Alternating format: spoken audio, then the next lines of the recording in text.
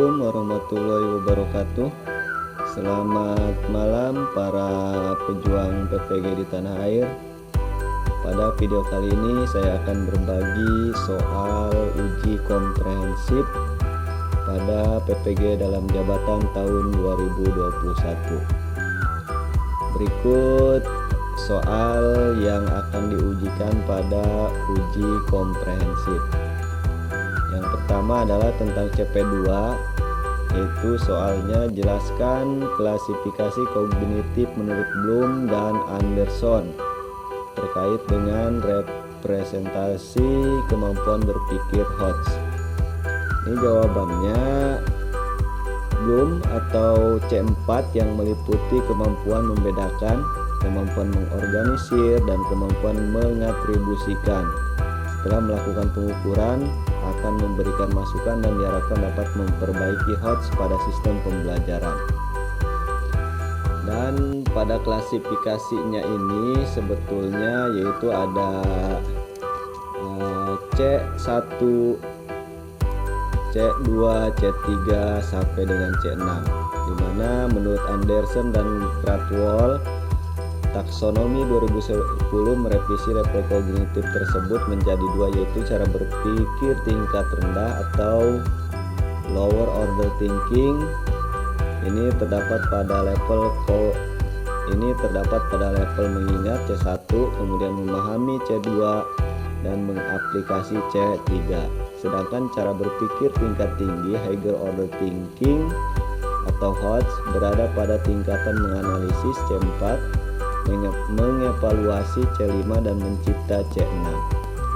Tingkatan ini menyiratkan dalam proses pembelajaran jika peserta didik menggunakan tingkat berpikir yang lebih tinggi, maka kemampuan berpikir tingkat rendah bisa dilakukan dengan baik. Kemudian yang kedua, kata kerja operasional apakah yang biasa digunakan untuk mempresentasikan kemampuan berpikir Hodge?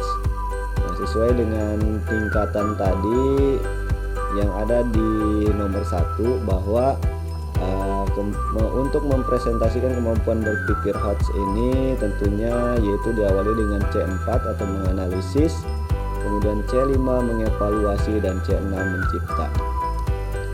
Kemudian nomor 3, bagaimana cara mengembangkan RPP yang berorientasi pada Hodge dari aspek penyusunan indikator?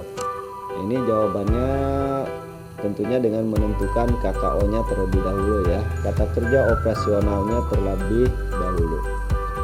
Kemudian nomor 4, apakah pemberdayaan kemampuan berpikir Hodge hanya terjadi pada bagian evaluasi saja? Tentunya ini tidak, karena kemampuan berpikir Hodge dimulai dari indikator, tujuan pembelajaran, kegiatan inti, dan baru pada evaluasi. Kemudian nomor 5, bagaimana cara mengembangkan RPP yang berorientasi pada Hodge dari aspek penyusunan proses atau langkah. Langkah menyusun desain pembelajaran berorientasi Hodge antara lain sebagai berikut. Yang A, perencanaan pembelajaran, itu dimulai dari analisis SKL, KIKD, dan IPK. Yang B, pelaksanaan pembelajaran, yaitu desain kegiatan awal pembelajaran, desain kegiatan inti pembelajaran, dan desain kegiatan penutup pembelajaran. Kemudian yang C, penilaian dan evaluasi pembelajaran. Ini pengembangan kisi-kisi penilaian, diantaranya menuntun guru mengembangkan kisi-kisi, kemudian mengembangkan indikator penilaian sesuai SKL, KIKD, dan IPK, kemudian matrik perkembangan materi dengan model pembelajaran. Kemudian soal nomor 6, apakah RPP saudara sudah berorientasi untuk memberdayakan kemampuan berpikir Hodge? Harap tunjukkan. Ini jawabannya tergantung dengan RPP kita. Tentunya kita jawab sudah. Ini terdapat pada indikator, tujuan pembelajaran, inti, dan evaluasi. Karena memang Hodge ini harus terdapat pada indikator, tujuan pembelajaran, dan inti, dan juga pada evaluasi. Kemudian untuk soal CP3 nomor 1, bagaimana cara mengembangkan materi ajar dari dokumen kurikulum? Jawabannya, langkah-langkahnya tentu tidak lepas dari tujuan dan manfaat pembuatan buku ajar, setidaknya ada beberapa poin tujuan dan manfaat yang harus kita pahami sebelum menyusun bahan ajar. Dengan memahami tujuan dan manfaat, harapannya kita tidak akan salah langkah untuk menyusun bahan ajar tersebut. Nomor 2, bagaimana cara mengajarkan materi yang berkategori sebagai fakta? Jawabannya, fakta adalah asosiasi pernyataan hubungan antara dua hal tertentu. Untuk fakta yang nyata, tentunya ini berada di awal pembelajaran. Sebaiknya siswa dihadapkan pada pengalaman langsung dengan objek pembelajaran. Kemudian untuk konsep ini adalah kategori yang digunakan untuk gagasan atau sesuatu yang serupa untuk mengorganisir pengetahuan. Untuk pembelajaran konsep kepada siswa dapat menggunakan pengulangan dan aplikasi. Pengulangan dapat berupa latihan, peninjauan, dan membantu mengingat kembali. Sedangkan untuk aplikasi bisa dengan cara mengidentifikasi contoh-contoh dari konsep yang disajikan. Kemudian prosedur adalah tahapan yang berurutan dari kegiatan siswa dalam mengerjakan tugas yang diberikan. Kegiatan pembelajaran diawali dengan demonstrasi atau mencontohkan prosedur.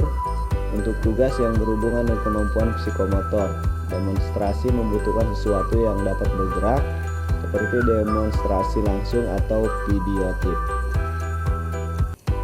Kemudian yang D, petunjuk untuk mengajarkan prinsip dan aturan.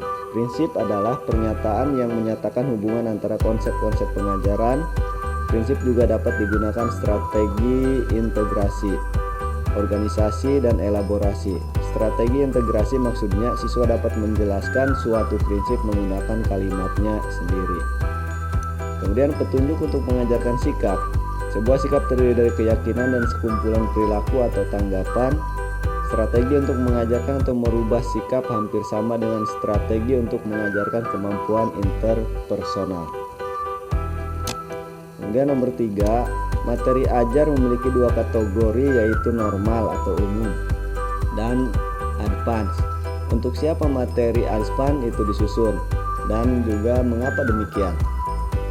Nah, jawabannya tentunya advance ini ditujukan untuk guru, harus memiliki pengetahuan di atas murid.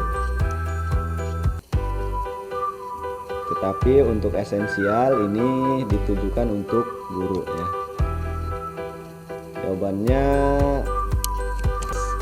advance organizer adalah kerangka dasar yang menjadi batang tubuh materi yang akan dipresentasikan. Isinya merupakan penjelasan, integrasi, dan interrelasi konsep-konsep dasar dengan struktur organisasi tertinggi dan umum dari materi yang akan diajarkan. Makanya advance ini ditujukan untuk seorang guru. Karena tugas utama guru adalah menyajikan atau mempresentasikan kerangka utama, sedangkan peserta didik berusaha menguasai ide dan informasi itu. Model pembelajaran advance organizer amat bersifat deduktif, karena itu presentasi diawali dari penyajian konsep-konsep dan prinsip-prinsip umum, kemudian dilanjutkan dengan penguraian lebih khusus. Kemudian nomor 4, bagaimanakah saudara menguraikan materi advance material pada RPP yang saudara kembangkan? Jawabannya dengan menyajikan atau mempresentasikan konsep-konsep dan prinsip-prinsip umum, kemudian dilanjutkan dengan penguraian lebih khusus.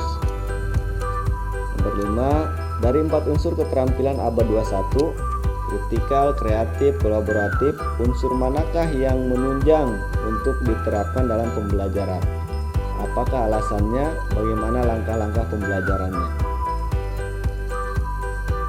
Tentunya kita awali dari kolaboratif terlebih dahulu ya. Kolaborasi atau kolaboratif, beberapa peneliti membuktikan bahwa peserta didik akan belajar dengan lebih baik jika mereka secara aktif terlibat pada proses pembelajaran dalam suatu kelompok-kelompok kecil. Kemudian critical thinking dan problem solving atau berpikir kritis dan pemecahan masalah. Berpikir kritis merupakan suatu proses yang terarah dan jelas yang digunakan dalam kegiatan mental seperti memecahkan masalah, mengambil keputusan, membujuk, menganalisis, asumsi, dan melakukan penelitian ilmiah. Creativity and innovation.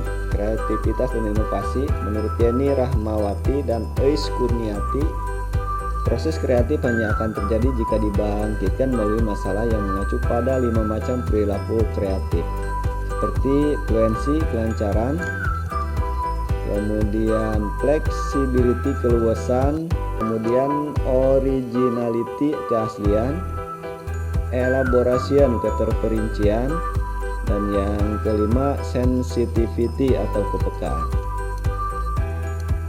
Nomor 6, berikan contoh bahwa suatu pembelajaran telah memberdayakan kemampuan berpikir kreatif. Itu contohnya memecahkan masalah dengan mencari referensi dari sumber lain seperti internet. Nomor 7, berikan contoh bahwa suatu pembelajaran telah memberdayakan kemampuan kolaboratif. Ini contohnya melalui diskusi kelompok untuk memecahkan masalah. Kemudian soal CP4.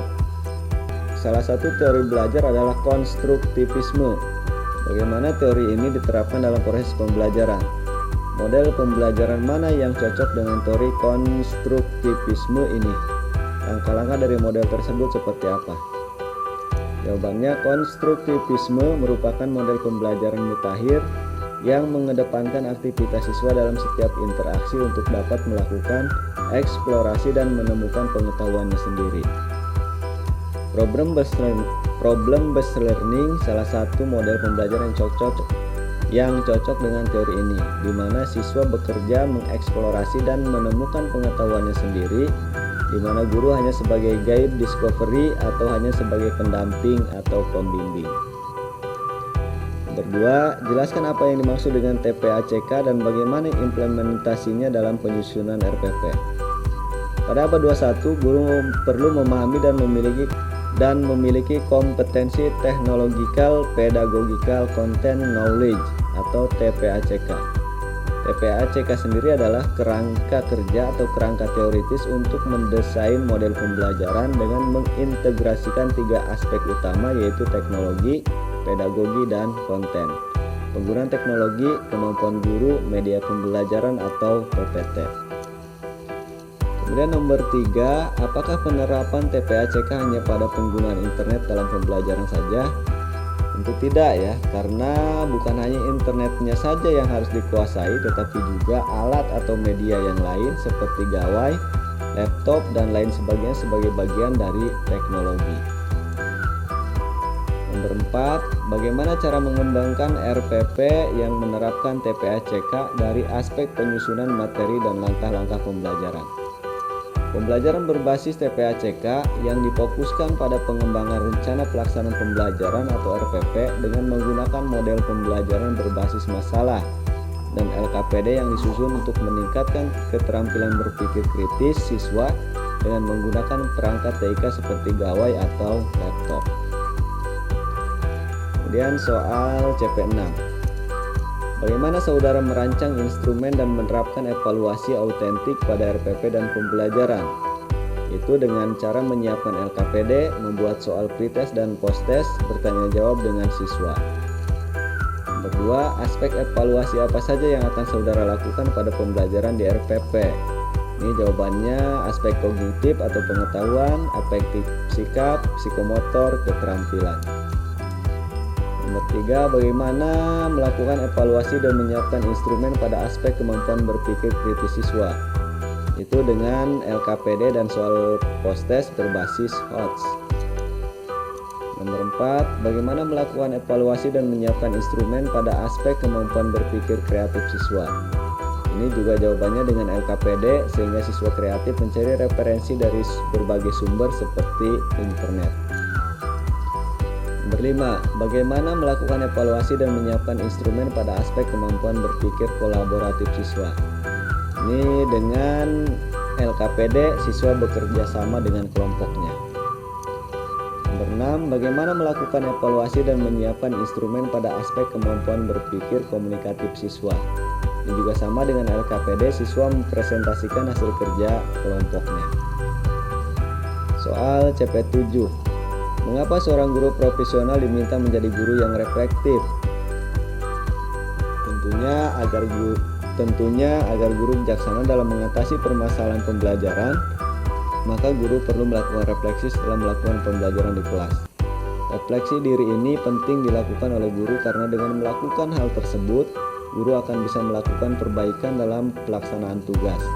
Logikanya, guru akan jujur ketika melakukan refleksi karena memang tidak ada yang mengawasi. Dan pekerjaan yang dilakukan atas dasar kejujuran ini akan berdampak pada tindak lanjut yang tepat sehingga akan menghasilkan kinerja yang baik. Hasilnya yaitu mutu pendidikan akan meningkat. Nomor 2, apa makna guru reflektif dalam pembelajaran? Agar guru bijaksana dalam mengatasi permasalahan pembelajaran, maka guru perlu melakukan refleksi setelah melakukan pembelajaran di kelas. Nomor 3, bagaimana saudara melakukan refleksi atas proses dan hasil pembelajaran yang akan saudara lakukan? Itu yang pertama, menanyakan kesimpulan hasil pembelajaran kepada siswa, menanyakan bagaimana kegiatan pembelajaran pada saat itu, apakah menyenangkan atau tidak, guna perbaikan di pembelajaran berikutnya. Kemudian yang ketiga, yang terpenting dari refleksi adalah guru mampu menentukan mengapa pelajaran tidak memuaskan atau aktivitas atau materi pelajaran tidak tepat, langkah-langkah yang lemah atau pengelompokan siswa yang tidak tepat sehingga dapat diperbaiki di waktu mendatang. Nomor 4, apakah saudara mempertimbangkan hasil penelitian atau informasi baru dalam menyusun RPP, utamanya dengan cara diajarkan? Tunjukkan contohnya di RPP yang saudara siapkan. Jawabannya ya, dan tunjukkan pada RPP yang telah kita siapkan. Nah itulah contoh soal uji komprehensif. Semoga bermanfaat. Jangan lupa like dan subscribe serta ketuk loncengnya biar kami bisa menampilkan video-video yang terbaru. Sampai jumpa di video berikutnya.